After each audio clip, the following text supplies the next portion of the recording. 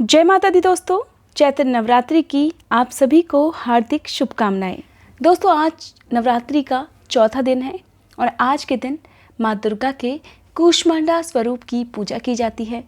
आज के इस वीडियो में मैं आपको बताने वाली हूँ कि माँ कूष्मांडा की पूजा किस तरह से करें, कौन सा बीज मंत्र आज के दिन आपको जपना चाहिए, माँ को कौन सा भोग प्रिय होता है, माँ का स्तोत्र पाठ क्या है और माँ की पूजा करते समय किस मंत्र का जाप आपको करना है। मैं आपको बताऊंगी आज के दिन कौन सी व्रत कथा आपको सुननी चाहिए।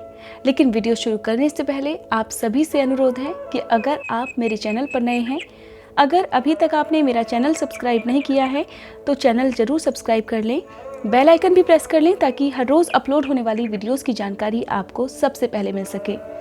दोस्तों, सबसे पहले जान लेते हैं कि माँ कूष्मांडा का स्वरूप कैसा है। इसके बाद मैं आपको सुनाऊंगी व्रत की कथा और फिर मैं आपको बताऊंगी व्रत की संपूर्ण पूजा विधि। माँ कूष्मांडा दुर्गा माता का चौथा स्वरूप है। माँ की 8 भुजाएं होने के कारण इन्हें अष्टभुजा वाली माँ भी कहा जाता है। इनके 7 हाथों में क्रमशः कमंडल, धनुष, बाण, कमल, अमृत से भरा हुआ कलश, चक्र और गदा नजर आता है, जबकि 8वें हाथ में जप की माला रहती है। माता का वाहन शेर है और इनका निवास स्थान सूर्यमंडल के भीतर माना जाता है। कहते हैं कि सूर्यलोक में निवास करने की क्षमता अगर किसी में है तो वह केवल माँ कूष्मांडा में ही है। साथ ही माना जाता है कि देवी कूष्मांडा सूर्यदेव को दिशा और ऊर्जा भी प्रदान करती हैं। देवी भागवत पुराण के अनुसार संस्कृत में कूष्मांड को कुम्हड़ा कहा जाता है।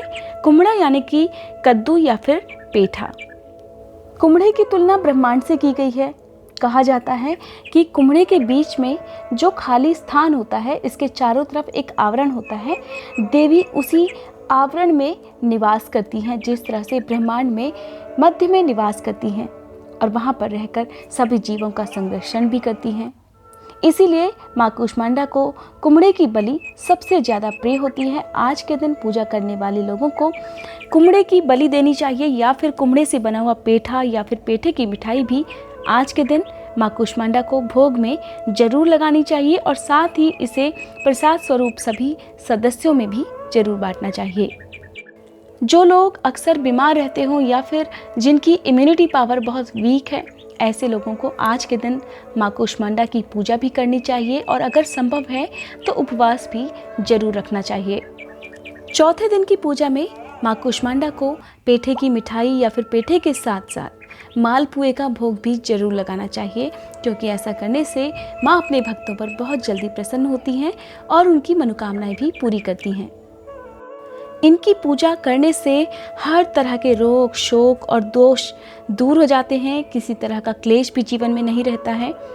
दोस्तों, जो भी भक्त आज के दिन कुछ नियम के साथ माँ कूष्मांडा की पूजा कर लेता है, उसको उसके द्वारा की गई पूजा का पूरा फल मिल सकता है। आइए जानते हैं कि माँ कूष्मांडा का बीज मंत्र कौन सा है। ऐं ह्रीं देव्यै नमः। यह है माँ कूष्मांडा का बीज मंत्र और इसका जाप कम से कम 108 बार पूजा करते समय अवश्य करना चाहिए। माँ का पूजा करने का मंत्र है, जिसे स्तुति मंत्र भी कहा जाता है। या देवी सर्वभूतेषु माँ कूष्मांडा रूपेण संस्थिता, नमस्तस्यै नमस्तस्यै नमस्तस्यै नमो नमः। पूजा करते समय हर दिन आपको हर देवी के अनुसार स्तोत्र पाठ का भी जाप जरूर करना चाहिए। इसी प्रकार माँ कूष्मांडा का स्तोत्र पाठ है।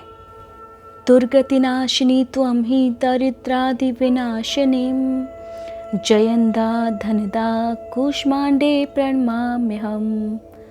जगन्माता जगत्कर्त्री जगद्धाररूपिणीं, चराचरेश्वरी कूष्मांडे प्रणमाम्यहम्।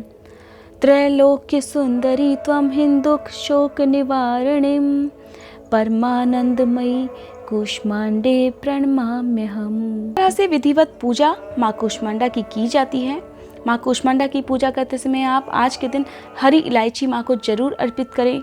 माँ को पंचामृत से स्नान कराएं। इसके साथ ही व्रत की कथा आज के दिन आप सुने या दूसरों को सुनाएं। किसी ब्राह्मण को यथासंभव दान दक्षिणा आज के दिन आप जरूर दीजिए। साथ ही जो निर्धन कन्याएं हैं, जिनके विवाह में परेशानी आ रही है, उनकी यथासंभव मदद अगर आप नवरात्रि के दिनों में करते हैं, तब आप जिस भी मनोकामना पूर्ति के लिए व्रत कर रहे हैं, आपकी मनोकामना माँ दुर्गा के आशीर्वाद से जरूर पूरी हो सकती है। माना जाता है कि माँ कूष्मांडा का यह स्वरूप देवी पार्वती के विवाह के बाद से लेकर संतान कुमार कार्तिकेय की प्राप्ति के बीच का है। इस रूप में देवी संपूर्ण सृष्टि को धारण करने वाली और उनका पालन करने वाली हैं। इसलिए जो लोग संतान प्राप्ति की कामना रखते हैं, ऐसे में आज के दिन उन्हें भी माँ कूष्मांडा की पूजा जरूर करनी चाहिए। जो लोग शीघ्र विवाह होने के लिए नवरात्रि के व्रत कर रहे हैं, ऐसे में आज के दिन माँ कूष्मांडा को लाल चूड़ी अर्पित कर सकते हैं। लाल चूड़ी, लाल वस्त्र, लाल चुनरी आज के दिन आप किसी दुर्गा मंदिर में जाकर दान भी कर सकते हैं। दोस्तों, जब भी आप पूजा करते हैं, सुबह या शाम दोनों के समय ही आपको सबसे अंत में माँ से क्षमा याचना जरूर करनी चाहिए, क्योंकि हमसे कोई ना कोई गलती पूजा करते समय या फिर व्रत रखते समय हो ही जाती है। अगर आप क्षमा याचना मांग लेते हैं तो ऐसा करने से उसका जो भी अशुभ परिणाम है वो आपको नहीं भुगतना पड़ेगा। अंत में हाथ जोड़कर आंखें बंद करके माँ से क्षमा याचना इन शब्दों में करें। हे परमेश्वरी, मेरे द्वारा रात दिन सहस्त्रों अपराध होते रहे हैं, अतः आप मुझे अपनी सेवक समझकर कृपा पूर्वक मेरे उन अपराधों को क्षमा करो। ना तो मैं आह्वान करना ही जानती हूँ, ना विसर्जन करना ही जानती हूँ और ना पूजा ही करना जानती हूँ। हे परमेश्वरी, मुझे क्षमा करो।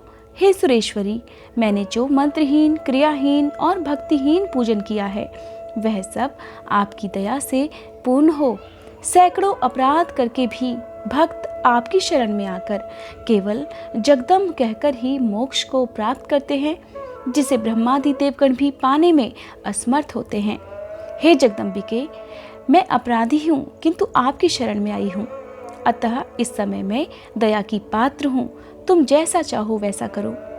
अज्ञानवश या बुद्धि भ्रम होने के कारण भूल से जो कुछ भी मैंने कम या अधिक कर दिया हो, हे देवी, हे परमेश्वरी, सब अपराध क्षमा करो और प्रसन्न हो। हे जगन्माता, हे कामेश्वरी, सच्चिदानंद स्वरूपिणी परमेश्वरी, आप प्रेम पूर्वक मेरी यह पूजा स्वीकार करो और मुझ पर प्रसन्न हो। आप गुप्त से भी गुप्त वस्तु की रक्षा करने वाली हो। आप मेरे किए हुए इस जप को ग्रहण करके मेरे सभी अपराधों को क्षमा करो। हे देवी, हे महेश्वरी, आपकी कृपा से मुझे सिद्धि की प्राप्ति हो। ध्यान रखना है कि जब भी आप पूजा करते हैं तब आपको किसी कुश के आसन पर बैठकर ही या फिर किसी ऊनी आसन पर बैठकर ही पूजा करनी चाहिए। इसके साथ ही जो लोग नवरात्रि के पूरे 9 दिन का उपवास रख रहे हैं या फिर नवरात्रि में 9 दुर्गों की पूजा कर रहे हैं, उन्हें इन पूरे 9 दिनों तक बिस्तर पर नहीं सोना चाहिए, बेड पर नहीं सोना चाहिए, ज़मीन पर ही बिस्तर बिछाकर आज के दिन आपको सोना चाहिए। पूरे 9 दिन तक कोशिश कीजिए कि आप सिर्फ ज़मीन पर ही बिस्तर बिछाकर सोएं। किसी मनोकामना प्राप्ति के लिए नवरात्रि के व्रत कर रहे हैं, तब आप पूजा करते समय दोनों ही समय माँ दुर्गा से उनके विभिन्न स्वरूपों से प्रार्थना करें कि वो आपकी मनोकामना पूरी करें। यह थी आज की वीडियो। उम्मीद करती हूँ ये जानकारी आप सभी को पसंद आई होगी। अगर आपको ये जानकारी पसंद आई हो तो कमेंट बॉक्स में मुझे ज़रूर बताइएगा कि ये वीडियो आपको कैसी लगी।